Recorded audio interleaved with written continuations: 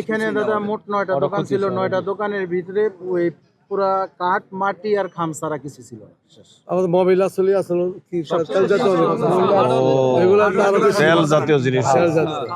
বাসায় ছিলাম 12টা বাজে শুইছি বাসায়। 10 মিনিট পরে ফোন গেছে যে আগুন লেগে গেছে। ওইখান থেকে আইসা সিলিন্ডার দিয়ে কি করবো?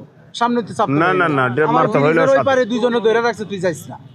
কারণ আবেগে ধরে রাখতে পারে, এই জন্য আমার ধরে রাখছে, থাপা দাদা তুই যাইস না। সবচেয়ে বড় তারপর তো পরিস্থিতি কাঠ শিকার তো, আইছি। দোকানগুলি বড় কাঠ, এই কাঠগুলো আরো আগুনে দিতেছে। আচ্ছা, আমরা আগুন অ্যাকচুয়ালি কখন লাগছে শিওর টাইমটা বলতে পারবো না। আমাদের বাসায় ফোন যায় 12:30টার সময়। তখন আমরা এসে দেখছি যে এখানে অলমোস্ট সবকিছুই পুড়ে গেছে।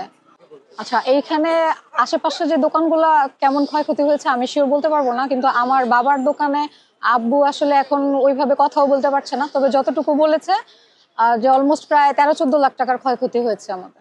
আমি এখানে বিগত 20 বছর যাবত ব্যবসা করি।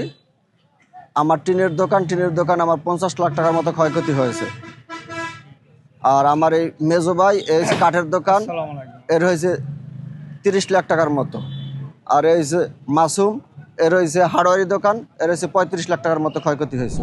এটা যেহেতু অ্যাক্সিডেন্ট হয়েছে, এখন ক্ষতি খুবই হিউজ পরিমাণে ক্ষতি হয়েছে। দোকানগুলি দেখা যায় পুরাটাই মেসাকার হয়ে গেছে, এখানে কিছুই নাই। এর জন্য আমরা খুবই দুঃখিত। আল্লাহর উপরে কারো হাত নাই, আল্লাহ সব কিছুই পারে। আবার হয়তো এদেরকে আল্লাহ সাহায্য করবো যে কোনো প্রকারই হোক। আর আমরা এখন সরকারের সাথে কথা বলে দেখবো এদের যদি কোনো কিছু হেল্প করা যায়। যেহেতু আমাদের থেকে কোনো কিছু করার নিয়ম নাই, এর জন্য আমরা পারতেছি না। এখন আমরা ট্রাই করে দেখাবো আল্লাহ কি করে। সবারই বললাম যে তারা যেন ধৈর্য ধরে এবং নামাজ পড়ে আল্লাহটায় দোয়া করে।